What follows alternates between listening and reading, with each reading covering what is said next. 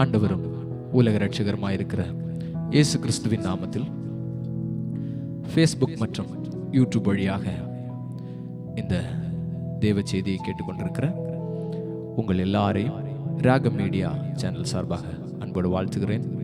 மறுபடியும் இந்த நாளிலே உங்களை சந்திப்பதில் மிக்க மகிழ்ச்சி. நீங்கள் தந்து கொண்டிருக்கிற எல்லா ஆதரவுக்காகவும் அன்புக்காகவும் உங்களுக்கு நான் மனப்பூர்வமாக ஆண்டவராகிய இயேசு கிறிஸ்துவின் நாமத்தில் நன்றியை கூறிக்கொள்கிறேன். இந்த நாளிலே நான் உங்களோடு ஒரு சின்ன ஆண்டவருடைய வார்த்தையை தான் பேச விரும்புகிறேன். தேவனுடைய திட்டம் அது எப்படிப்பட்டது?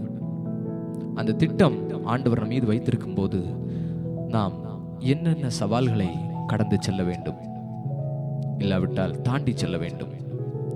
பிசாசு நமக்கு எப்படியெல்லாம் எதிர்கொண்டு வருவான், மனுஷர்கள் நமக்கு எப்படியெல்லாம் எதிர்கொண்டு வருவார்கள், அதை நாம் தாண்டி எப்படி செல்வது என்று சொல்லி யோனாவுடைய வாழ்க்கையை வைத்து உங்களோடு சில நிமிடங்கள் மாத்திரம் பேசி உங்களுக்காக ஜெபிக்க விரும்புகிறேன்.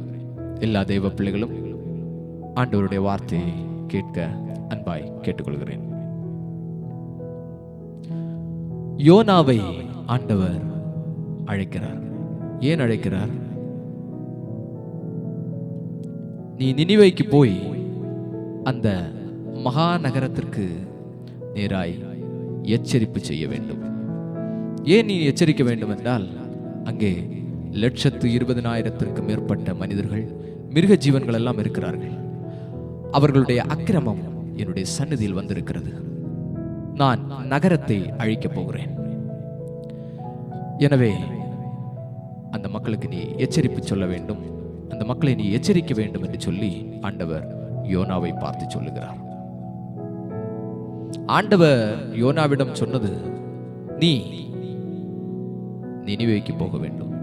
ஆனால் பிசாசு என்ன செய்கிறான்னா, யோனாவை நினிவேக்கு போக விடாமல் அவனுடைய மனதை மாற்றி அவனை தர்ஷீசுக்கு நேராய் ஓடி போக செய்கிறான். ஆண்டவருடைய திட்டம் யோனா நினிவேக்கு போக வேண்டும். ஆனால் பிசாசின் திட்டம் யோனா தர்ஷீசுக்கு போக வேண்டும். இப்போ யோனா தர்ஷீசுக்கு போவதற்காக கூலி கொடுத்து கப்பல் ஏறுகிறான். பிசாசுக்கு ரொம்ப சந்தோஷம், ஏன்னா ஆண்டவருடைய திட்டத்தை நிறைவேற்ற விடவில்லை என்று. அப்படி போய்கொண்டிருக்கும் போது கப்பல் அழகாக சந்தோஷத்தோடு கடலில் மிதந்து சென்று கொண்டிருக்கிறது. இப்போ ஆண்டவர் ஒரு பலத்த காற்றை வீச பண்ணுகிறார். கடல் கொந்தளிக்கிறது, கப்பல் உடையத்தக்கதாய் காற்று வீசுகிறது. எல்லாரும் பயப்படுறாங்க. எல்லாரும் அவங்கவங்க தேவனை பார்த்து விண்ணப்பம் செய்கிறார்கள். பிசாசுக்கு இப்ப ரொம்ப சந்தோஷம். சரி, யோனாவை எப்படியாவது தர்ஷீசுக்கு கொண்டு போலாம் நம்ம நினைச்சோம். அப்படி கொண்டு போயிருந்தா கூட ஒருவேளை யோனா மறுபடியும் நினிவேக்கு போக வாய்ப்பு இருக்கிறது. இப்போ காற்று வீசுகிறது, கடல் கொந்தளிக்கிறது, கப்பல் உடைய போகிறது, யோனாவும் மரிக்க போகிறான். பிசாசுக்கு இப்ப ரொம்ப சந்தோஷம். அந்த யோனாவினுடைய சரித்திரத்தை நீங்கள் வாசித்து பார்த்தீர்கள் என்று சொன்னால் உங்களுக்கு தெரியும். கப்பலில் உள்ளவர்கள் எல்லாம் பயப்படுகிறார்கள். ஆனா யோனா நன்றாக தூங்கி கொண்டிருக்கிறான். எங்கே தூங்குகிறான்? கப்பலினுடைய அடித்தட்டிலே போய் தூங்கி கொண்டிருக்கிறான். தேவ திட்டம் இல்லாதவர்களுக்கு பிரச்சனை வரும்போது பயமாக இருக்கும். ஆனா தேவ திட்டம் உள்ளவர்களுக்கோ பிரச்சனைகள் வரும்போது தைரியமா இருக்கும். அவர்கள் பிரச்சனைகளை ஃபேஸ் பண்ணுவாங்க, தைரியமா ஃபேஸ் பண்ணுவாங்க. இந்த நேரத்திலே என்னுடைய வார்த்தைகளை கேட்டுக்கொண்டிருக்கிற யாராவது, ஐயோ இதுக்கு மேல பிரச்சனை என்னால தாங்க முடியாது, என் வாழ்க்கை இதோடு முடிந்து போக போகிறது என்று சொல்லி வேதனையோடு இருக்கிறீங்களா? உங்கள் மீது ஆண்டவர் வைத்திருக்கிற திட்டம் அது பெரிய திட்டம். எனவே தான் ஆண்டவர் இந்த வழியாய் உங்களை அழைத்து செல்லுகிறார். தேவ திட்டம் இல்லாதவர்களுக்கு கப்பல் உடைந்து போகிறது மாதிரி தான் தெரியும். ஆனா தேவ திட்டம் உள்ளவனுக்கோ அவ்வளவு பெரிய பிரச்சனையிலும் நன்றாக அவன் நித்திரை பண்ணுவான். என்னை கேட்டுக்கொண்டிருக்கிற அன்பான தேவ பிள்ளையே, பிசாசு நினைச்சான் யோனாவுடைய கதை முடிந்தது. இப்போ யோனா கிட்ட எல்லாரும் கேட்கிறாங்க, நீ மட்டும் ஏன் தூங்கிட்டு இருக்க? எழும்பி உன்னுடைய தேவனை பார்த்து விண்ணப்பம் செய், நாம் அடிந்து போக போகிறோம். யோனா தைரியமாக இருக்கிறான். சீட்டு போடுறாங்க, யோனா பேர்ல சீட்டு விழுது. கடல் பின்னும் அதிகமாய் கொந்தளிக்கிறது. இப்போ யோனா கிட்ட கேட்கிறாங்க, நாங்க வந்து என்ன செய்யணும்? யோனா சொல்லுகிறான், என்னை தூக்கி கடல்ல போடுங்க. இப்ப பிசாசுக்கு ரொம்ப சந்தோஷம். யோனாவை தூக்கி கடல்ல போட்டு விட்டோம், இனி அவன் தப்புவதற்கு எந்த வாய்ப்பும் இல்லை என்று சொல்லி ரொம்ப சந்தோஷப்பட்டிருப்பான். தேவ திட்டத்தை நிறைவேற்றாதபடி பிசாசு எவ்வளவோ பிரயாசப்பட்டான், ஆனா நடக்கல. கடைசியா கடல்ல தூக்கி போட்டான். அங்கேயும் அவனுடைய திட்டம் நிறைவேறவில்லை. தேவனுடைய திட்டம் இல்லாத அநேகருக்கு கடல் கல்லறையாக மாறி இருக்கலாம். ஆனா தேவ திட்டம் உள்ள யோனாவுக்கோ அந்த கல்லறை, அந்த கடலாகிய கல்லறையும் தேவனுடைய உள்ளங்கையாய் மாறினது. அங்கேயும் யோனாவை காப்பாற்றும்படி கர்த்தர் அவனுக்காக ஒரு மீனை ஏற்படுத்தி இருந்தார். அந்த மீன் யோனாவை விழுங்கியது. இப்ப பிசாசு நினைச்சான், இனி எந்த வாய்ப்பும் இல்ல. கடல்ல போனா கூட ஒருவேளை மீனவர்கள் யாராவது பார்த்தாங்கன்னா காப்பாத்திடுவாங்க, இனி அவனை காப்பாற்றுவதற்கு எந்த வழியும் இல்லை. யோனா மீனுக்கு உணவாக மாற்றப்பட்டான் என்று சொல்லி சந்தோஷப்பட்டிருப்பான். அன்பு தேவ பிள்ளை, திட்டமில்லாத அநேகருக்கு மீனின் வயறு பிணவரையாக இருந்திருக்கலாம். ஆனால் திட்டமுள்ள யோனாவுக்கோ அது நோவாவின் பேழையாக மாறியது. காப்பாற்றுகிற ஒரு பேழையாக மாறினது. அந்த மீனின் வயிற்றிலிருந்து யோனா தேவனை நோக்கி விண்ணப்பம் பண்ணுகிறான். இன்றைக்கு அநேக நேரங்களில் ஏன் நமக்கு இவ்வளவு பிரச்சனை, ஏன் நமக்கு இவ்வளவு பாடு? நானும் நீங்களும் தேவனோடு நெருங்குவதற்காகத்தான் என்பதை மறந்து விடாதீர்கள்.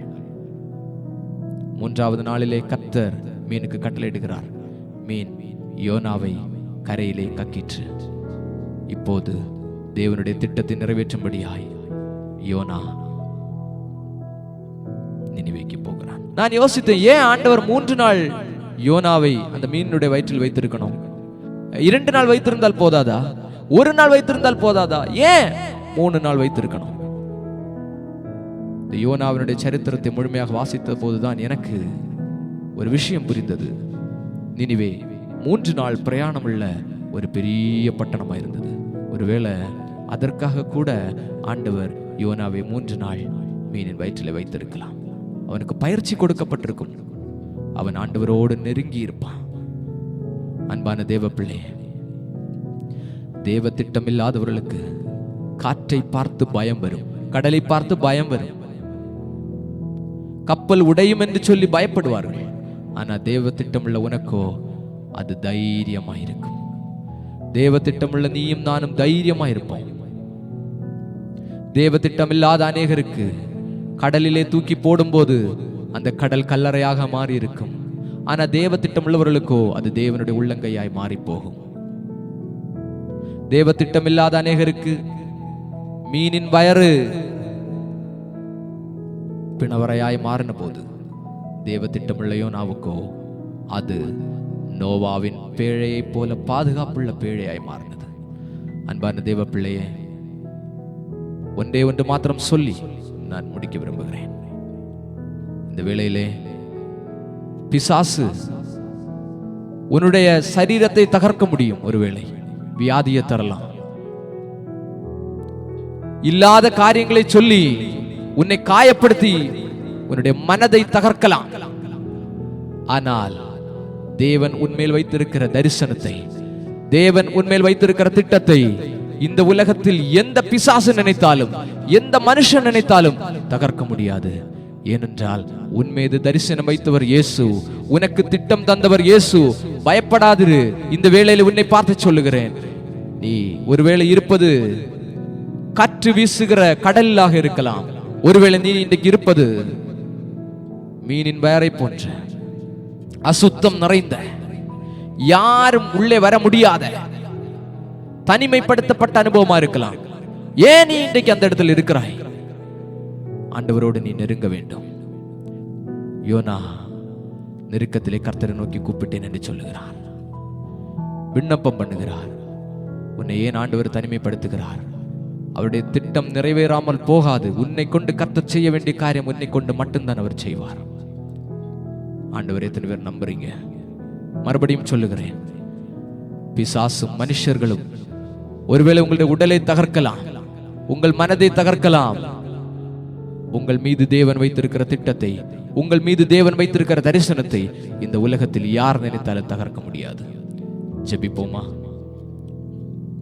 அர்ப்பணித்தேன் என்னை முற்றிலுமாய், அற்புதநாதா உம் கரத்தில், அனைத்தும் உமக்கே சொந்தமென்று அன்பரே என்னை தத்தம் செய்தே, அனைத்தும் உமக்கே சொந்தம் என்று அன்பரே என்னை தத்தம் செய்தே, அனைத்தும் கிறிஸ்துவுக்கே எந்த அனைத்தும் அர்ப்பணமே,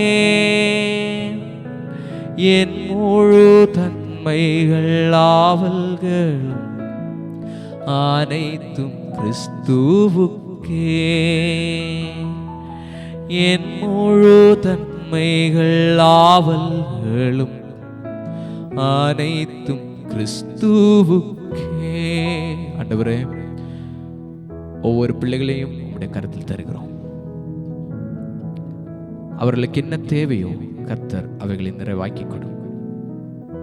நீர் இன்னைக்கு எங்கள் மூலம் பேசியிருக்கிறேன்.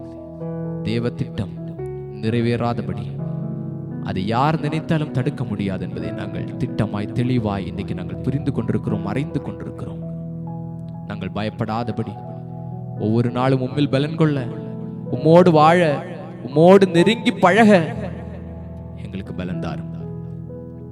இந்த நேரத்திலே வியாதியோடு இருக்கிற பிள்ளைகளை கர்த்தர் விடுதலையாக்கும். சமாதானம் இல்லாத பிள்ளைகளுக்கு கர்த்தர் சமாதானத்தை கொடும். தேவம் திட்டத்தை நிறைவேற்ற முடியாதபடி உம்முடைய பிள்ளைகளுடைய வாழ்க்கையில் தடையா இருக்கிற எல்லா தடைகள் இயேசுவின் நாமத்தில் உடைந்து போகட்டும்.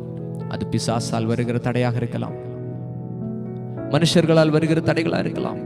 அவைகள் எல்லாவற்றையும் தாங்கி செல்ல உம்முடைய பிள்ளைகளுக்கு பலன் தாரும், கிருபை தாரும். ஒருவேளை வியாதியினால் உம்முடைய பிள்ளைகள் பாடுபட்டு கொண்டிருக்கலாம், தனிமைப்படுத்தப்பட்ட அனுபவத்தோடு வேதனையோடு இருக்கலாம். ஆனால் தரிசனத்தை வைத்தவர் நீர், திட்டத்தை வைத்தவர் நீர். உம்முடைய கைகளில் இருந்து எங்களை யாரும் பறித்துக் கொள்ள முடியாது. நீர் சொல்லியிருக்கிறீர், உன்னை தொடுகிறவன் என் கண்மணியை தொடுகிறான். இந்த ராத்திரி பொழுதிலே உம்முடைய கரம் எங்களுக்கு வெளிப்படட்டும். இயேசுவின் நாமத்தில் செபிக்கிறோம் நல்ல பிதாவே. ஆமென், ஆமென், ஆமென்.